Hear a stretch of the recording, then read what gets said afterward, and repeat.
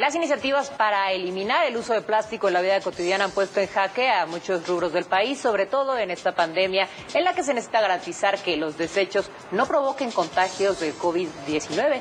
De esto pues hablaremos el día de hoy con Alejandra Ramos Jaime, economista y embajadora de la Fundación para la Educación Económica. Muy buenas tardes, Alejandra. Hola, ¿cómo estás? Mucho gusto, un placer estar aquí.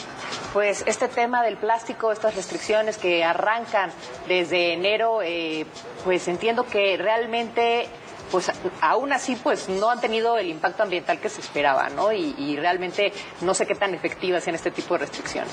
Bueno, déjame decirte algo, estas iniciativas se vendieron por este tipo de beneficios ambientales, pero la realidad es que termina siendo un ecocidio y te voy a dar dos razones. Según estudios de la Agencia del Reino Unido y de otros países de Europa, la bolsa de plástico es en realidad la opción o la alternativa potencialmente más ecológica a, por ejemplo, las bolsas de papel y tela. Esto porque las bolsas de papel y tela requieren de una gran cantidad de tala de árboles, consumo de agua, contaminación de agua, etcétera. Para justificar el impacto ambiental de una bolsa de tela debe ser usada 327 veces, mientras que una bolsa de papel debe ser usada 7 veces. Y por otro lado, nos hacen distraernos del problema real de raíz, que es la mala gestión de residuos.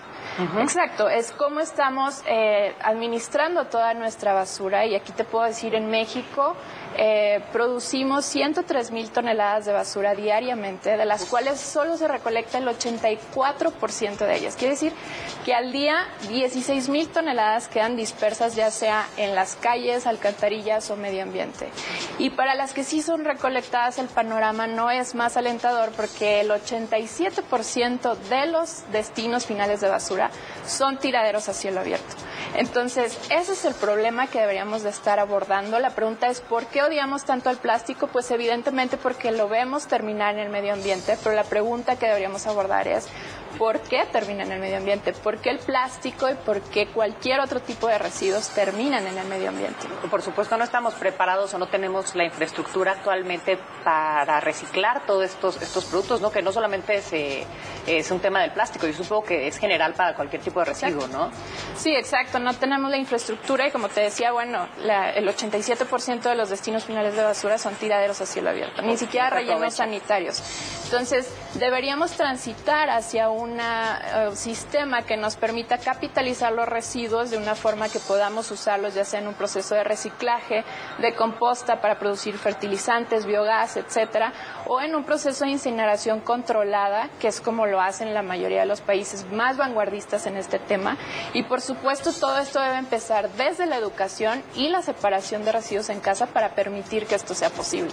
No, por supuesto, la verdad, eso es del lado final, ¿no? Y por el lado del arranque también entender qué tan importante, qué tan relevante es la industria del plástico actualmente en nuestro país. Entiendo que es muy importante, incluso hoy en día, con todas las interrupciones en las cadenas de suministro. ¿Qué representa este sector? Esta industria estamos hablando de 30,000 millones de dólares, el 5% del PIB manufacturero es para la industria plástica, y son aproximadamente 4,100 empresas que dan 1 millón de empleos directos aproximadamente. Entonces, por supuesto, el sacrificio económico de prohibir estas alternativas también es muy importante, pero en eso es de que deberíamos de estarlo como cotejando versus los beneficios ambientales, que tampoco estamos viendo. Entonces termina siendo un sacrificio económico que no rinde frutos ambientales tampoco.